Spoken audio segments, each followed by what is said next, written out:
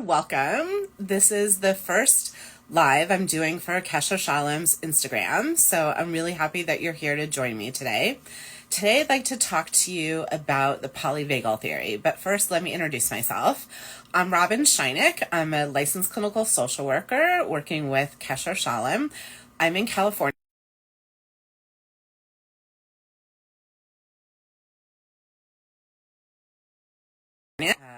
Trying to get rid of all those pesky calls coming in.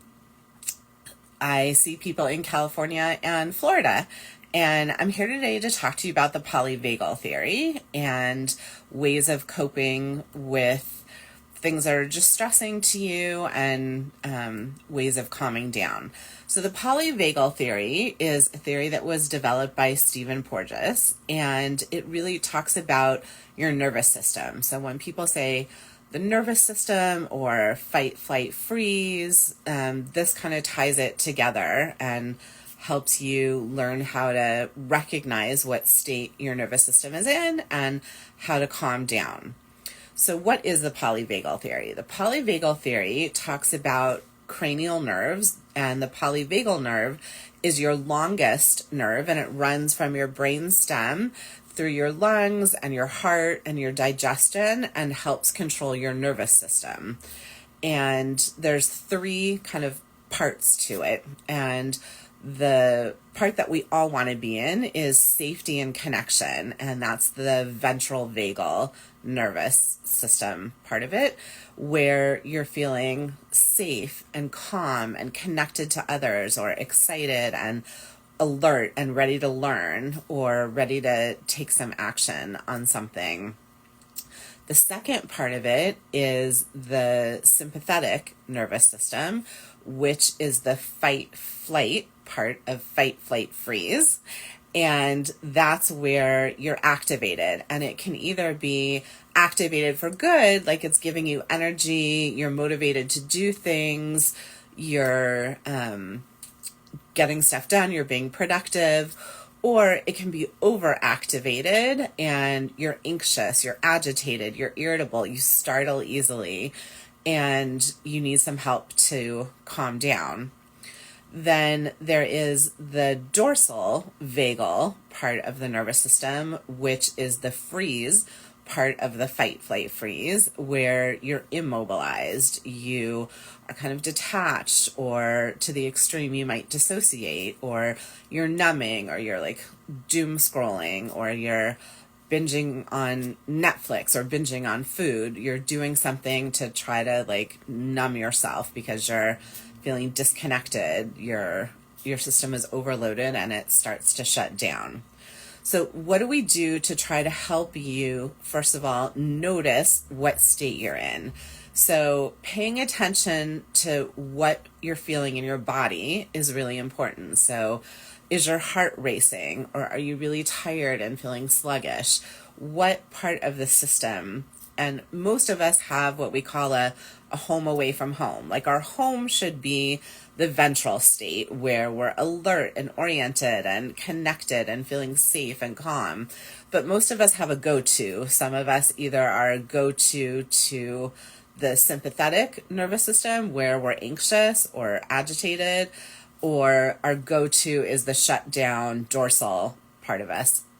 So just think about for a second, when you're feeling unsafe or when you're feeling upset, what is your normal go-to? Do you get anxious? Do you shut down? Are you tired? Are you just want to lay on the couch and, maybe stay in bed and pull the covers over your head? Or are you kind of like running around with a lot of nervous energy? That would be more the sympathetic vagal part of you. So paying attention to how our nervous system responds gives us an opportunity then to try to regulate our nervous system. So we can regulate it with a few different things. We can regulate it with deep breathing exercises. We can regulate it with grounding exercises, and we can regulate with connection. We call it co-regulation. So I'll talk about each of those things. So deep breath is something that you all know how to do, but the way of taking a deep breath that's really helping to calm your nervous system is to breathe in through your nose and hold it, and then breathe out through your mouth. And having your exhale be longer than your inhale can be really helpful. So I'll just demonstrate quickly. So to the count of 4, you're going to inhale to the count of 4, hold it for a second, and then breathe out to the count of 8. So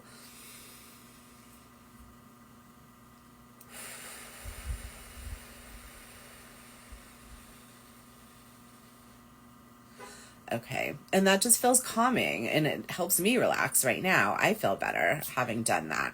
So deep breathing is a way of regulating your nervous system. Grounding exercises are a way of regulating your nervous system. So grounding really just means that we want you to connect to the here and now, to the present. Often when we're anxious, we're either worried about the future or worried about the past, or when we're shut down, we're disconnected from ourselves and from others around us. So we want to connect to the here and now. So one really easy way is what we like to call the 5, 4, 3, 2, 1.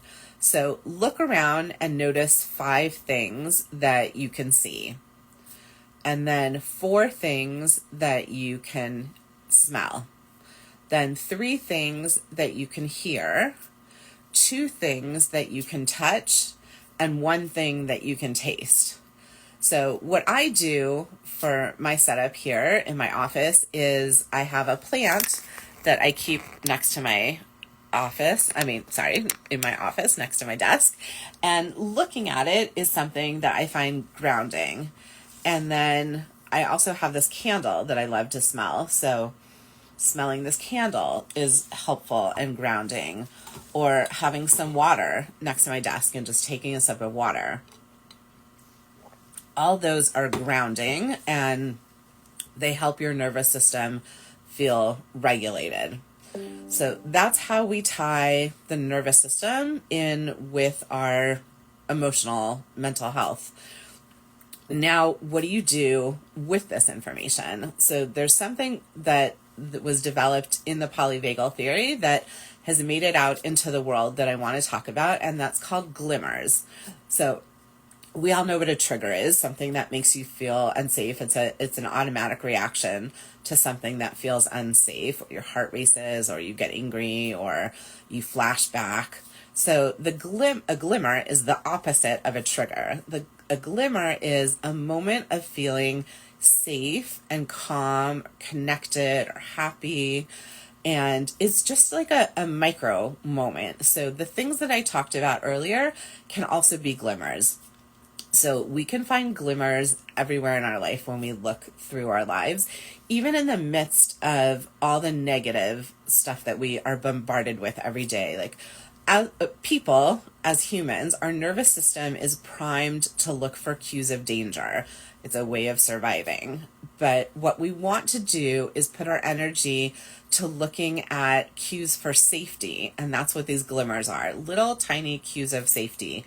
So what I want you to do is, if you want, close your eyes. If not, just soften your gaze a little bit and take a deep breath. Inhale. Exhale.